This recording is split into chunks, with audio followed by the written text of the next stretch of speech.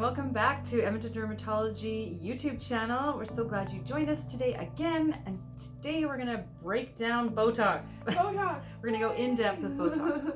I'm here with Andrea, and Hello. she is a registered LPN here at the clinic, and she has so much knowledge about all these topics. I mean, I just have to listen to you and just take it all in. And then she wants everything. And I do. In fact, I'm starting to buy things.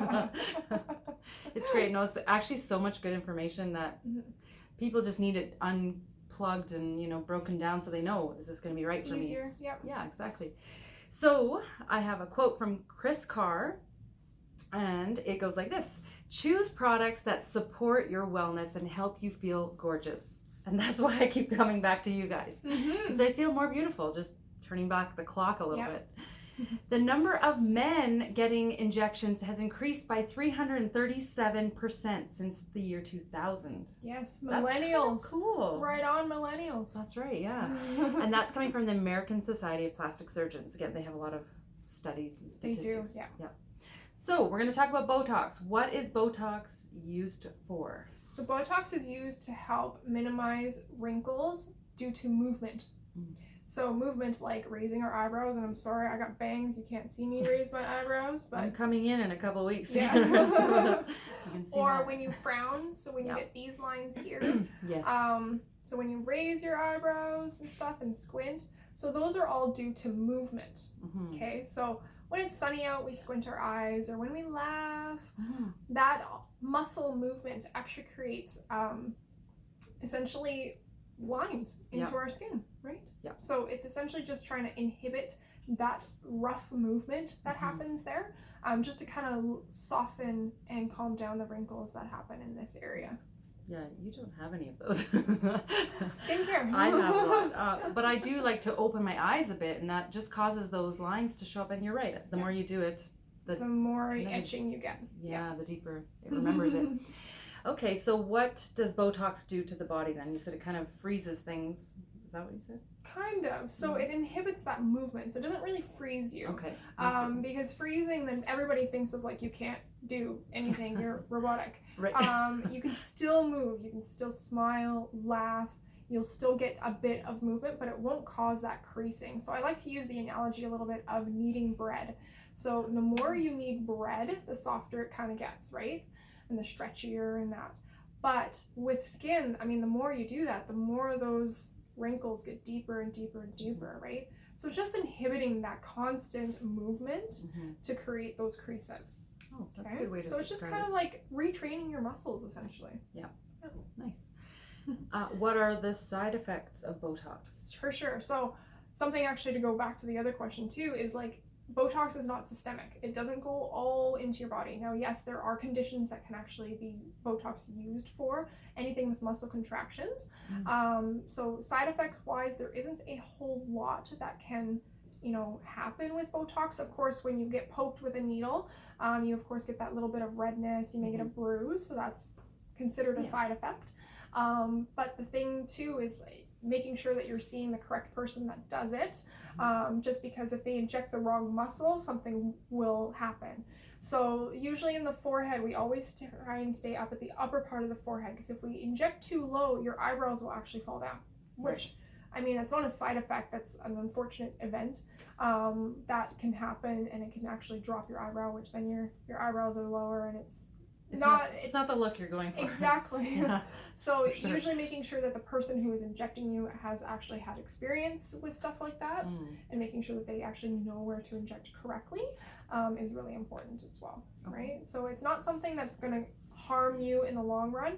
An actual cool fact is the place that uses the most injections is a hospital, I believe it's in British Columbia, in Vancouver, for children with cerebral palsy. Right. So they actually go in and get hundreds and hundreds of units of Botox injected all over into their body. And these are kids, these are little kids that go in there without being able to walk.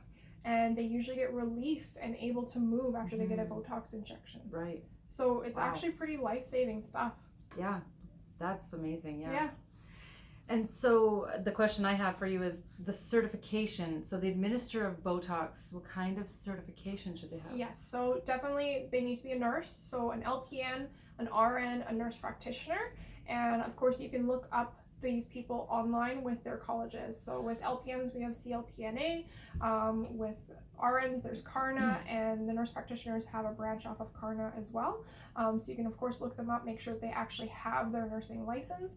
And, of course, doctors. So there's family doctors. They usually go and get extra training and stuff like that for that. Dermatologists, we have them here. Our dermatologists are trained in injecting as well, and of course their usual aesthetics with skin and that. And plastic surgeons, they are very common in doing Botox injections. And of course you can look up doctors with their College of Physicians and Surgeons, so you can double check on their backgrounds and stuff like that too. So you can of course do their research, and those are the places to look. Okay, good. And how long does Botox last? Botox usually lasts about 3 to 4 months. Okay, so your muscles do remember eventually. So the way Botox actually goes into the muscles, it inhibits where the nerve cells work. So your nerves are the ones that tell your muscles to move, right? So it actually blocks those receptors to kind of tell your muscles to kind of like, relax, it's okay. You don't need to keep kneading my skin. I'd like no wrinkles, please. So essentially your nerve cells do eventually break that little molecule of Botox down, and then those receptors are open again to the neurotransmitter. We're getting into biology here. That neurotransmitter that triggers the next neuron to fire that muscle to move, essentially. So then eventually it will kind of come back. So the funny thing we say around here, us girls, we're always like, my Botox broke. It's 3 months. It's time to get another injection. More if you want it. Yeah, that's right. Okay, I'm gonna go to the next question. What age is recommended to get Botox? So that is a personal preference. Okay, so like I said, Botox is actually used in small children with cerebral palsy, and they get hundreds and hundreds of units. So it is safe for any age, but of course for more aesthetic reasons, that's a personal choice, right? Yeah. Of course, if it's a medical reason, you're not really going to be seeing us for cosmetic injections, right? If it's a medical reason, you're seeing probably another physician. So it's all a personal preference. If you're in your early 20s and you feel like you really want to do prevention, awesome. You're welcome to come in. In the long run, early start, your muscles will eventually relearn to not do that muscle movement. Okay. Yeah. Or if you're older and this is your first time and you're in your 40s or 50s, totally fine too. It will work. So it's all personal preference. Okay. Yeah. Botox make you look older? No. It's actually, like I said, it's slowing down that kneading of the fine lines and wrinkles. So the less you get that, kneading of it, the less it's going to get deeper. It's going to actually kind of meet at that one point. So if you're preventing, obviously you don't have any, which means that in the long run you probably won't have as deep wrinkles.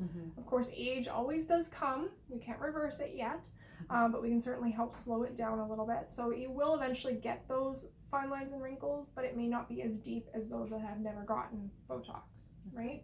Now, if you're older and you do have lines already, we pretty much get it to the point where it just kind of stays at that point, right? So you come in for your first treatment, we kind of maintain where you're at that point. There are laser treatments in that to kind of help smoothen out those fine lines and wrinkles a little bit more, but essentially we can only improve it so much. So we usually say we try and improve it by 50%, and as long as we're not creating that muscle movement and that kneading more and more, they'll probably stay about the same. Right, so there's some future prevention. Future prevention, yeah. Nice. And can I wear makeup after I've had the Botox treatment? Yes, you can. The only thing that we ask is obviously don't rub, because you're going to be pretty irritated after a bunch of injections. And of course there's a little opening that has happened, so of course we don't want makeup to get in there either. So you just have to be gentle when you put it on. We usually do makeup consultations right after our injections here, so we can certainly do that for you, and just get you covered up so that nobody notices. Nice. So if you're going to wear makeup, maybe wait till the next day? The next day. Unless you're having someone doing it for you. Yeah, as long as, if we're doing it for you, perfect, no problem. But if you're a little bit nervous about putting it on, wait till the next day. Okay. Are wrinkles worse after you have Botox? No. Like I said, it kind of just stops that muscle movement. We slow down that kneading, and you won't notice them they won't progress to deeper and deeper and deeper. Let's just put it that way. Yeah. All right. Well, thank you so much for answering all those amazing questions. You're welcome. I'm looking forward to my appointment coming up. Yay! And thanks for joining us here on YouTube. Don't forget to subscribe, like the video if you got something out. Leave us some comments if you have more questions. Maybe we didn't answer them. Yep. We'd love to do that, even in future videos. Future topics maybe you want to hear about. Thanks so much. Have a great day. Bye.